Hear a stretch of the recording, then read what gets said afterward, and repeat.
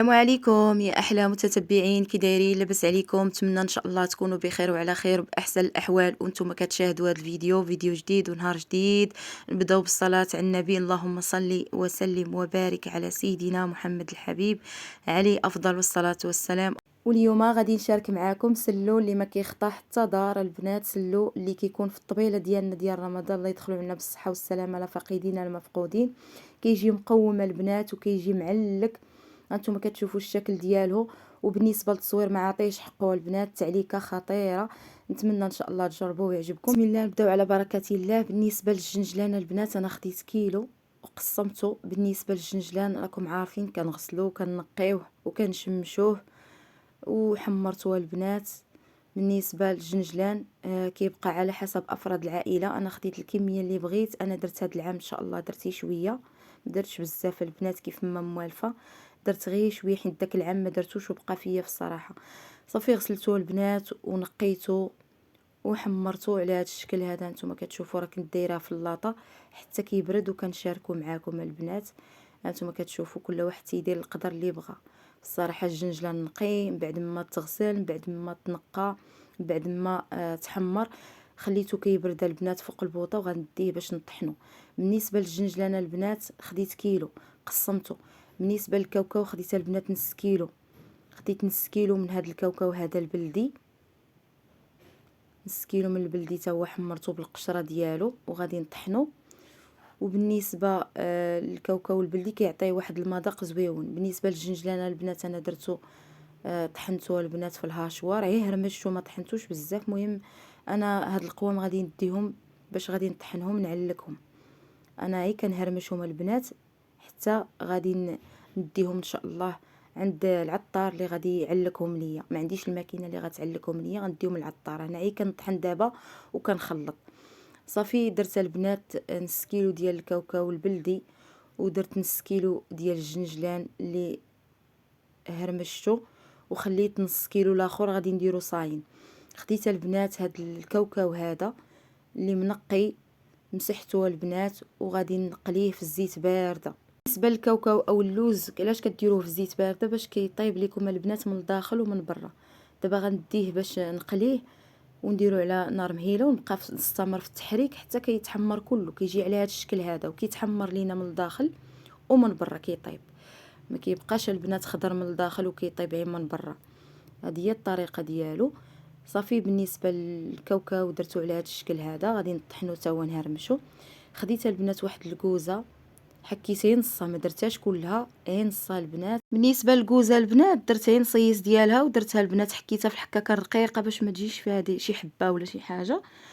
صافي بالنسبه لهاد الطاسه هذه البنات القوام اللي درتهم طحنتهم كنحطهم فيها. بالنسبه للقوام درت البنات نص كيلو ديال اللوز بالقشور ديالو البنات، والكاوكاو حتى هو بالقشور ديالو طحنتهم، حمرتهم وطحنتهم. ودرت هاد الكاوكاو هذا اللي قليته البنات والزيت ديالو احتفظت به. وخديت هاد الكوزه درتها البنات النص ديالها. وبالنسبه للجنجلان حتى هو درت نص كيلو البنات طحنته والنص غنديرو هكاك صاين. الكاوكاو درتوها البنات في هاد الطويصه هادي ودزت كنحمرها البنات في الزرع. هاد الطحين ديال الزرع درتها البنات كيلو الا ربع. ورابعه ديال طحين الفورس غنحمرها البنات بوحدها. المهم انا درت كيلو ديال الطحين في المجموع في هاد القوام هذا ديال نص كيلو. صافي حمرتوها البنات، هانتوما كتشوفوا خليته كيبرد وكنستمر في التحريك باش ما يتحببش ليا البنات، باش يجيني ساهل البنات. بالنسبه للتغربيل انا غربلته البنات، هانتوما كتشوفوا شحال خرج ليا، ما ضاعش البنات داك الطحين. صافي وكنخلطوها البنات. درت تما ربعه ديال السكر كلاصي ودرت قبيصه ديال الملحه اللي ما صورتهاش. صافي وكنحط الطحين ديالي اللي غربلته كنحطوه البنات. بالنسبه للقوام الاخرين حطيتهم البنات باش نديهم ان شاء الله نطحنهم عند العطار باش يعلكهم لينا. انا بغيتهم البنات يكونوا معلكين. اللي طحنتها وحمرتها كنحطها. صافي دابا غادي ندوز باش نخوي هاد الطحين هذا مع القوام الاخرين. صافي وبالنسبه للمسكه الحره عندي هاد المسكه الحره خديت منها واحد ربعه ديال الحبات وغادي ندقهم البنات في المهراز مع شويه ديال سنيده. هانتوما كتشوفوا وبالنسبه للقرفه البنات راه درت منها واحد 2 معالق كبار البنات، وخديت معلقه صغيره ديال المسكه الحره، 2 معالق كبار ديال القرفه البنات.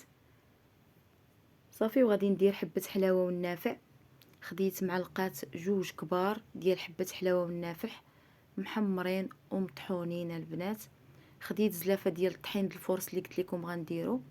خديت نص كيلو ديال الجنجلان البنات اللي محمر وصاين.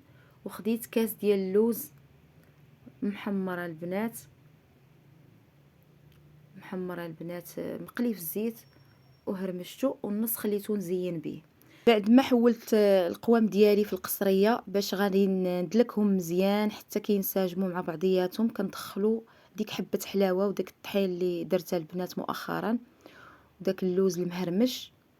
صافي وغادي نقدمهم معكم ان شاء الله. كون ما علكتوهم ودلكتوهم كون ما كيجيو البنات طالقين ديك الزويته ديالهم. بالنسبه لسلو البنات ديال هذا العام حاولت ما نديرش فيه الزيت، ديتهم عند العطار اللي طحنهم ليا مزيان وحتى طلقوا الزويته ديالهم، وانا زدت عكاز ديال زيت الزيتون.